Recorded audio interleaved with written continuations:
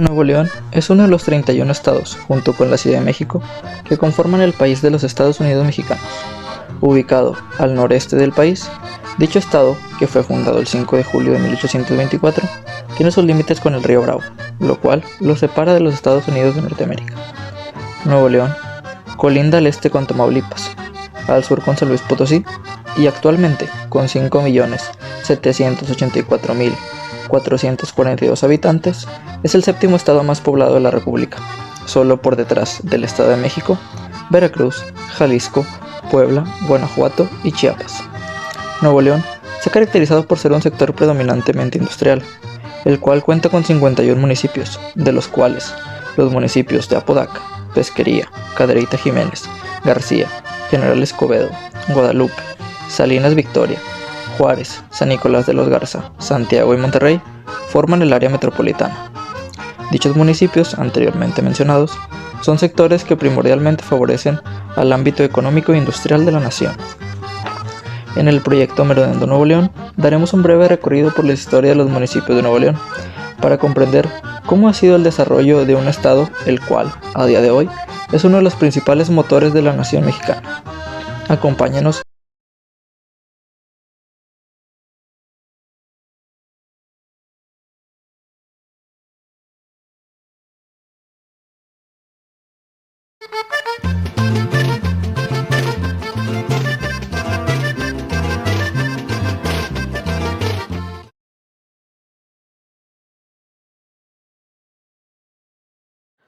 Conocido como la Sultana del Norte o la Ciudad de las Montañas, el municipio de Monterrey es la capital del estado de Nuevo León, un municipio muy importante a nivel local, nacional e internacional, debido a la industria y el desarrollo de su economía.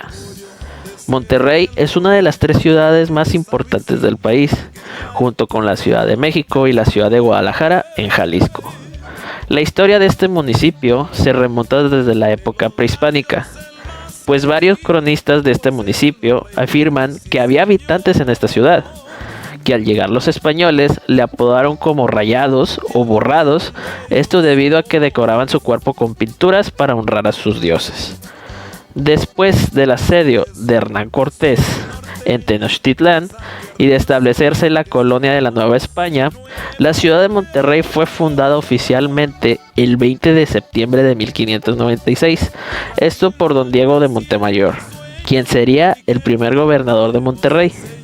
El título oficial del municipio sería Ciudad Metropolitana de Nuestra Señora de Monterrey.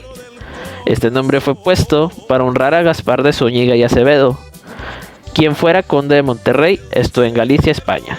Pero, ¿sabías que Monterrey fue fundada 2 veces más antes de que llegara Diego de Montemayor? Así es, la primera fundación sería en 1577, a manos de un portugués de nombre Alberto del Canto. Aquí se establecerían 2 asentamientos, pero no progresarían. La segunda fue en 1582, fundada por el primer colonizador del Nuevo Reino de León, hoy Nuevo León, don Luis de Carvajal y de la Cueva, quien antes, con Alberto del Canto, fundó lo que hoy es Cerralbo y Saltillo, y la tercera y ya oficial que ya mencionamos con anterioridad. Ya fundada esta ciudad, se asentaron 34 pobladores, en donde su principal actividad era el cultivo de tierra, la cría de ganado y actividades mineras. Todo esto era para el consumo interno.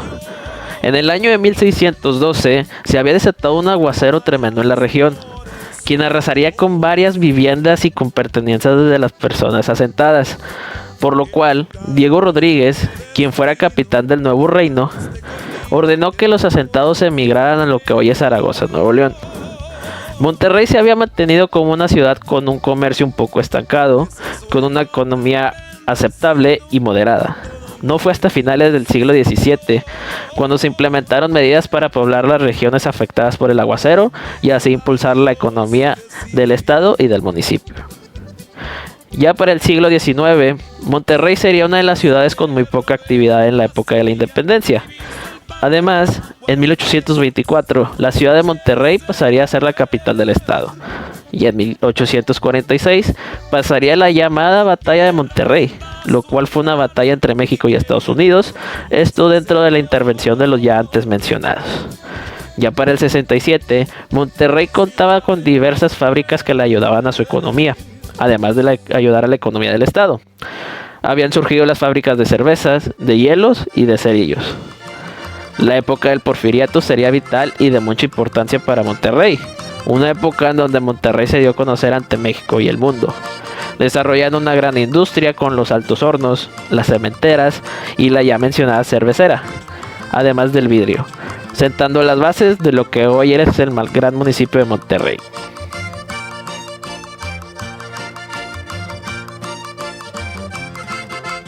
La gastronomía de Monterrey se encuentra influenciada principalmente por los españoles, por judíos y personas prehispánicas. Como ejemplo de esto, tenemos al cabrito al pastor, que cuenta la leyenda que un pastor tuvo la necesidad de comerse a una de las crías de la cabra que estaban a su cuidado. Esto debido a que la cría había tenido un pequeño accidente y se vio con la necesidad de deshacerse de él, por el cual limpió el cuerpo del cabrito y lo asó en una fogata y así no quedaría evidencia. Luego tenemos al platillo típico, el que no puede faltar en un fin de semana o en un acontecimiento importante.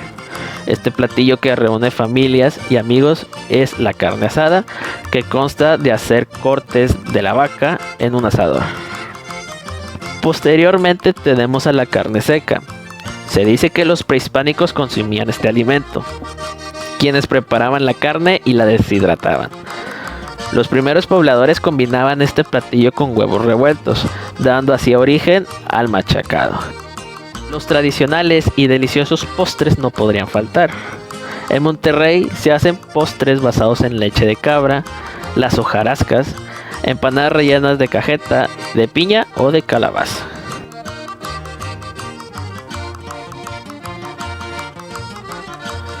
Monterrey cuenta con un sinfín de personajes destacados, que colaboraron mucho para el municipio y el estado, además de darse a conocer ante el mundo. El primero de ellos es José Servando Teresa de Mier y Noriega Guerra, mejor conocido como el Padre Mier o Fray Servando. Este personaje se le considera como uno de los precursores de la independencia de la Nueva España, hoy México. Además, sería el representante de Nuevo León ante los congresos constituyentes de 1822 y 1829. Luego tenemos a un militar, quien participaría en la segunda intervención francesa, específicamente en la batalla de Puebla el 5 de mayo de 1862, un héroe poco conocido de nombre Modesto Arriola. Al final tenemos al considerado como el regiomontano universal, don Alfonso Reyes, quien sería poeta, ensayista, narrador, diplomático, etc. Reyes obtendría el Premio Nacional de Literatura en México y este sería candidato al Premio Nobel de Literatura, entre otros aspectos importantes del gran ilustre Alfonso Reyes.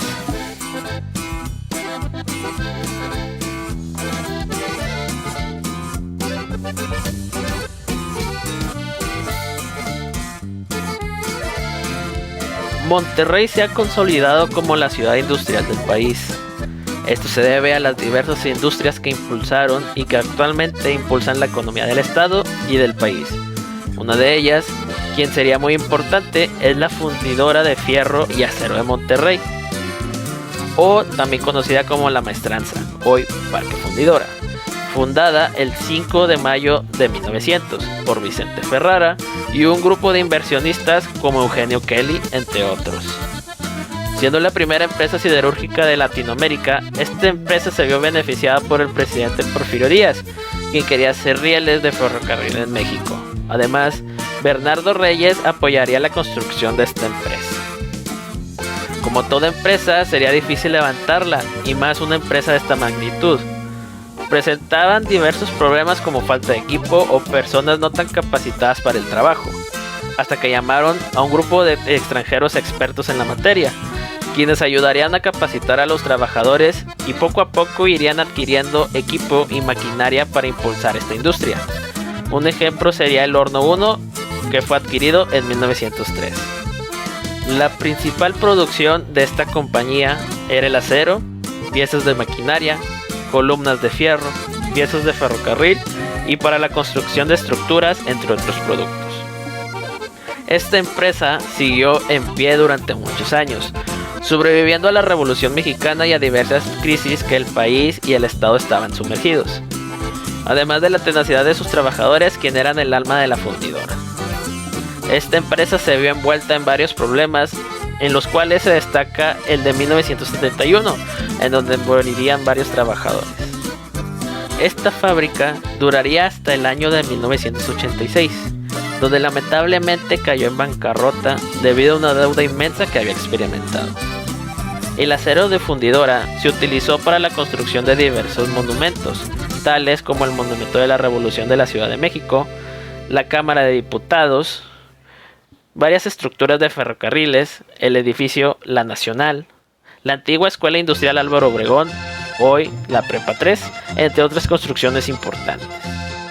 Actualmente, los parques donde se asentaba la fundidora de Monterrey albergan el hoy conocido Parque Fundidora, lo cual es un parque abierto al público. En ella se encuentra el Paseo Santa Lucía, un lugar de atracción para el público. Además, se encuentran diversos lugares de interés, tales como la Arena de Monterrey, que es un centro de espectáculos, quien abriría sus puertas en el 2003. Este recinto ha albergado diversos eventos como conciertos y otros espectáculos, con la capacidad de 17.599 personas. Además de ser recinto de espectáculos, es casa del equipo Flash de Monterrey, de fútbol rápido. Algunos de los artistas que han pisado la Arena Monterrey son Intocable, Pesado, Def Leppard, Kiss, Katy Perry, Harry Styles, Julián Álvarez, Grupo Secreto, Beyoncé, Bruno Mars, entre otros. La cantamos, dice: me dices que te vas porque ya no soportas tu amarga soledad. Yo ya no soy romántico como cuando te empecé a conquistar. Que me olvide de los pequeños detalles que te hacían vibrar. Que me rodea una armadura de acero difícil de penetrar. Sé que es verdad todo lo que estás diciendo, no lo puedo negar. Me lastimo en lo profundo del alma que quieras terminar. Mente loca, siente segura, no supo valorar todo el amor que tú me dabas. Me arrepiento, creo que voy a llorar. Dice, y la verdad es que no soy tan bueno.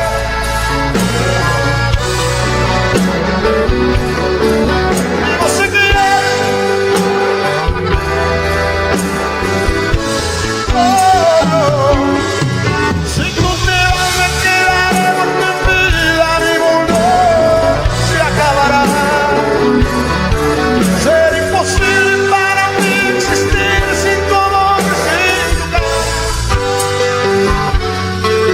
y arrepentido de todos mis errores.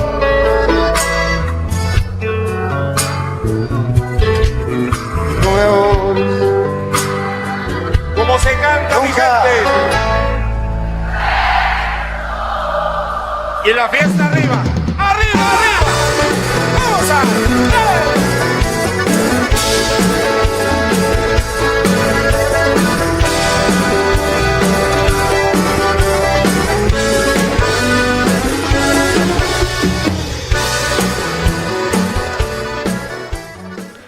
Otro recinto de espectáculos que se encuentra en la Parque Fundidora es el Auditorio Banamex, en donde también se presentan diversas figuras de la música, tales como Iron Maiden, Luis Miguel, Slayer, Caifanes, Miguel Bosé, entre otros.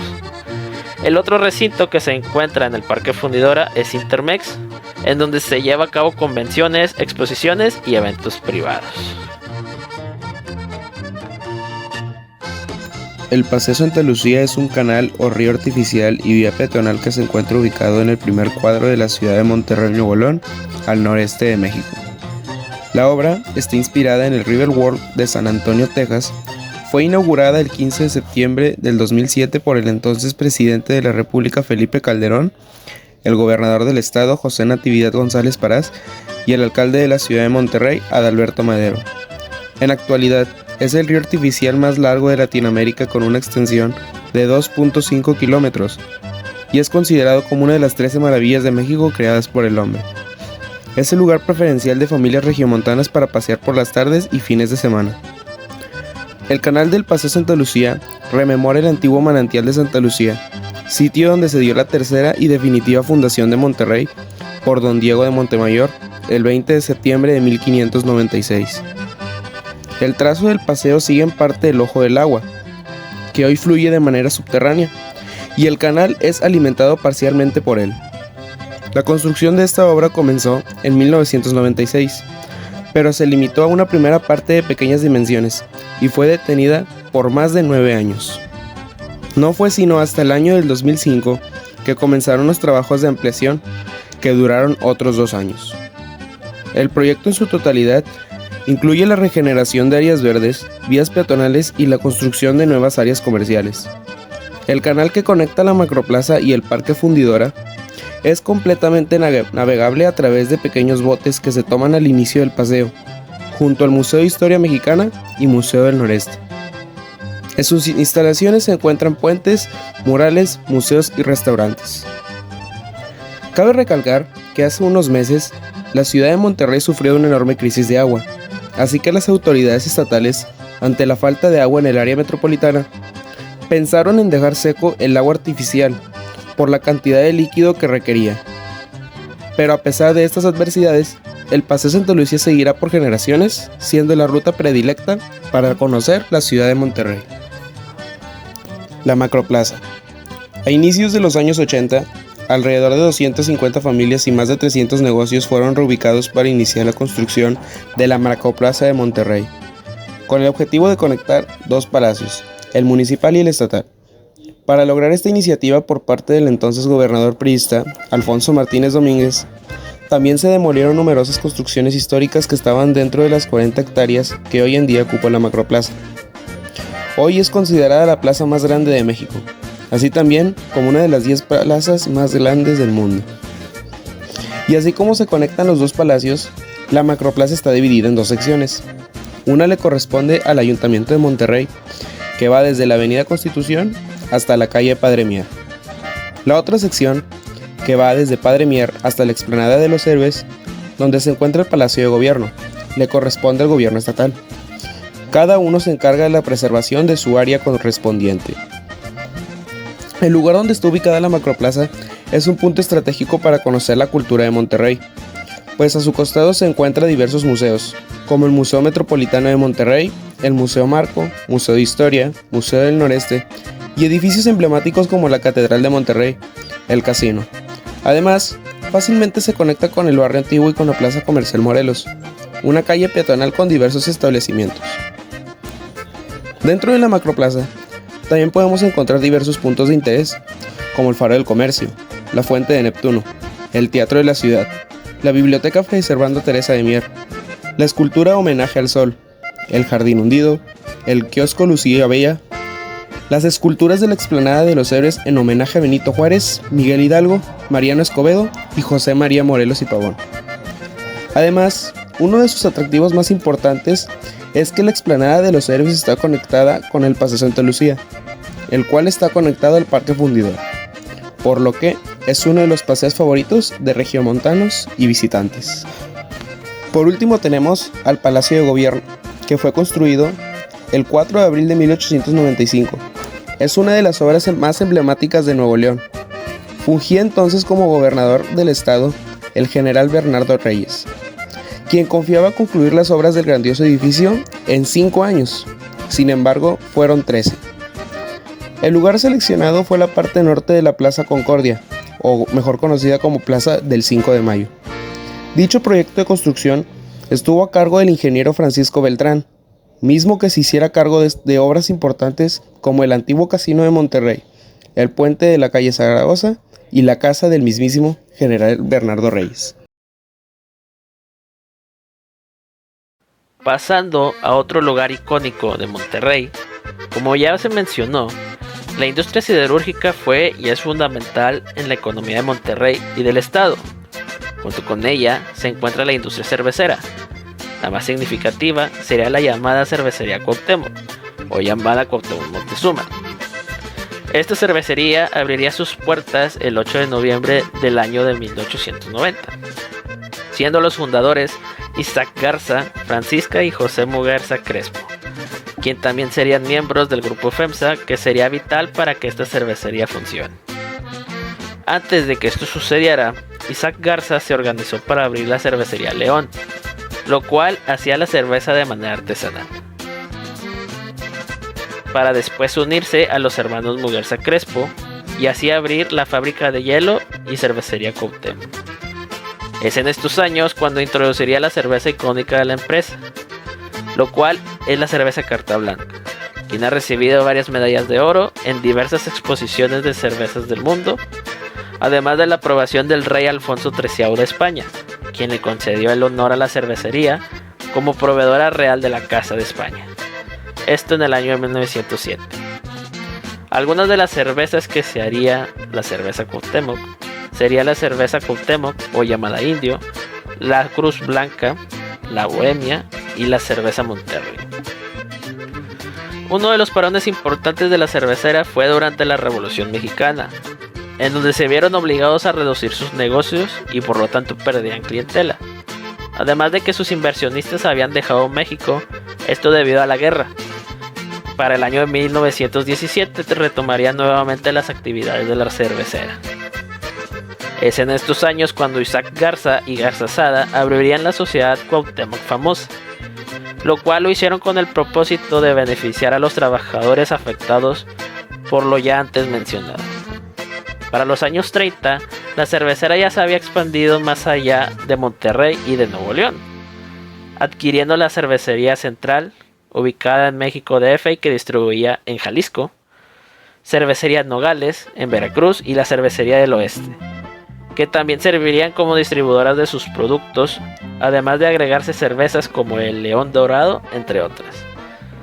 Esta expansión no acabaría aquí, ya que para el año de 1954 habían comprado acciones de la cervecería Tecate, ubicada en Baja California, en donde se agregaría la cerveza con el mismo nombre al catálogo de las cervezas de la cervecería.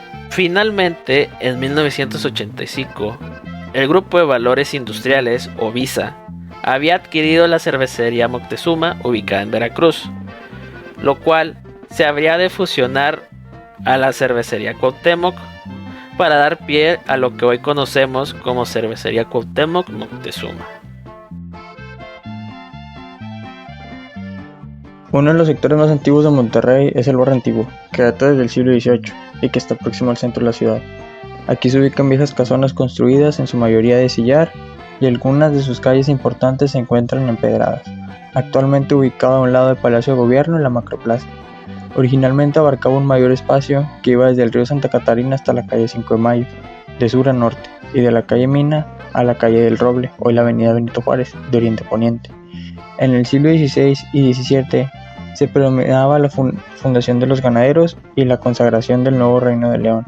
Esto tras la fundación de la ciudad metropolitana de Nuestra Señora de Monterrey, por don Diego de Montemayor, el 20 de septiembre de 1596.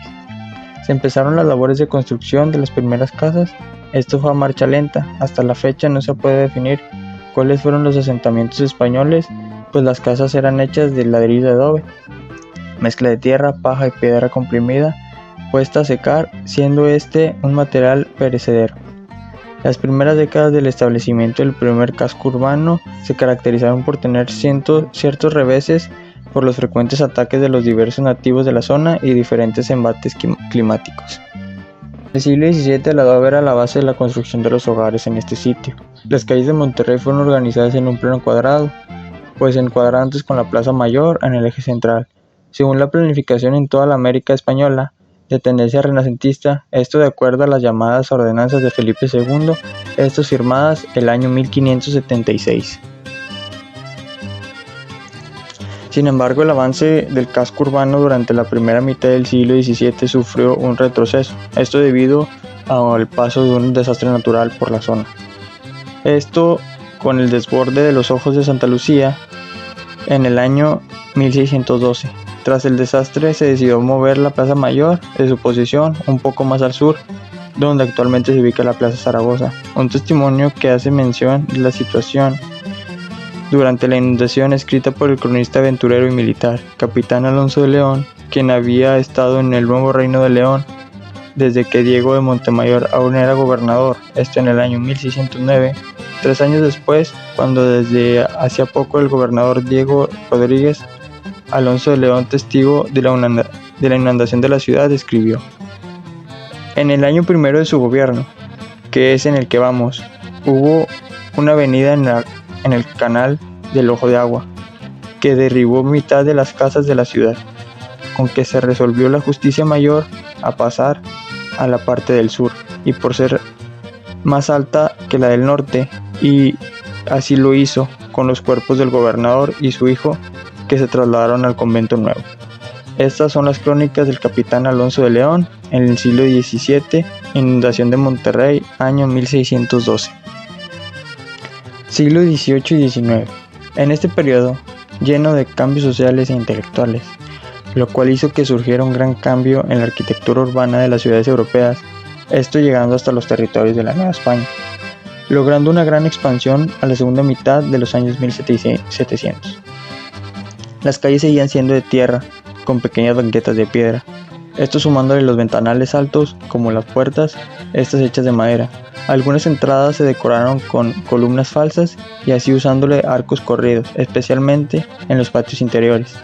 Las casas de ese entonces, las cuales contaban con un segundo piso, tenían balconcillos. La corriente artística dominante era el barroco, proveniente del sur del virreinato y a su vez de España. Un ejemplo conservado se expresa en la fachada de la actual Catedral de Monterrey de principios del siglo XVIII. Siglo XX. Debido a los cambios que se realizaron durante el Porfiriato, periodo que duró de 1876 a 1911, México pasó por un proceso de industrialización. Nuevo León tuvo un notable crecimiento, principalmente durante la última década del siglo XIX, cuando en el cargo del gobernador Bernardo Reyes, su gobierno fue caracterizado por haber sido un periodo de gran progreso industrial para la ciudad. El barrio antiguo desde inicios del siglo XX sufrió un paulatino declive económico, pues la industria que se instaló en las zonas periféricas de la ciudad fueron la causa de su declive. Fueron los años en que se construyeron las estaciones de ferrocarriles del norte, la productora cervecería Cuauhtémoc y Moctezuma, la industria de fundidora de hierro y acero de Monterrey. Aquí el barrio antiguo poco a poco se vio despoblado, pero no perdió cierta preeminencia, pues se continuaron construyendo muchas casas de estilo porfiriano y de otros estilos arquitectónicos hasta mediados de siglo. En nuestra actualidad, el barrio antiguo fue considerado una de las zonas más peligrosas de la ciudad. Esto por los descuidos que pasaron en esta zona y también el abandono que llegó a tener el lugar. Pero poco a poco fue cobrando vida y color que tanto se caracterizaba. Aquí podemos encontrar como galerías de arte, restaurantes, cafetería, clubes y sinfín de establecimientos con los cuales miles de regiomontanos suelen ir a divertirse los fines de semana. Ahora bien, sabiendo el contexto histórico y los distintos procesos por los cuales ha pasado el barrio antiguo, también hay que destacar que en este lugar hay zonas muy representativas, las cuales los regiomontanos han caracterizado por tener vibras extrañas. Una de ellas es el Callejón del Diablo. Como es bien conocido, fue uno de los sitios de batalla durante la intervención norteamericana en el país en el año 1846. Un callejón antiguo y de cierta manera parecido a un laberinto, ubicado al oriente de lo que hoy es Barrio Antiguo. Su nombre se remota al año 1815, ya que en estos callejones se reunían los primeros grupos masónicos y también se rumoraba que en este sitio se llevaba la práctica de brujería, por lo que empezó a tomar mucho su renombre. También conocido como el Rincón del Diablo, se construyó el punto defensivo durante el ataque norteamericano, conocido militarmente como el Fortín del Diablo. Está ubicado en las actuales calles de Naranjo, entre las calles Matamoros y Allende. En este fortín y en el de la Purísima las fuerzas mexicanas replegaron sus fuerzas, habiendo una vez perdido el fortín de las Teneres. El Rincón del Diablo es ubicado como un lugar histórico en la ciudad de Monterrey y un referente en la batalla de Monterrey. Por este motivo, en marzo del 2008, el Museo de Historia Mexicana lo incluyó en el recorrido histórico titulado Andares de la Historia. Otra de las atracciones turísticas del municipio de Monterrey es la Casa de Ramberry. Está ubicada en la calle Ramberry 1026, esto en el centro de Monterrey. Cuenta la leyenda que en este sitio hace 90 años ocurrió un lamentable suceso, el cual marcó a la población regiomontana de ese tiempo, el cual Delfino Montemayor, quien era un trabajador de fundidora, encontró una escena del crimen en su casa, la cual involucraba a su esposa y a su hija. Una de las cosas que llama la atención en este caso es que la policía del momento que intervino no encontró las puertas forzadas para poder ingresar en este sitio, por lo que se cree que los que cometieron los crímenes en contra de la madre e hija eran conocidos de la familia. Aunque al principio no habían pistas concretas, la leyenda urbana señala que fue el loro quien, perteneciente a la familia, reveló la identidad del presunto culpable. Gabriel Villarreal era el nombre de uno de los sobrinos. Presuntamente motivado por la ambición, decidió cometer estos actos a sus familiares y robar una supuesta fortuna en efectivo que tenían guardada en la casa. Otras versiones señalan que fue gracias al trabajo policíaco como se pudo dar con el paradero de los criminales, ya que se supo que hubo más involucrados. Tras un juicio mediático, se les condenó a cadena perpetua, pero no cumplieron su condena.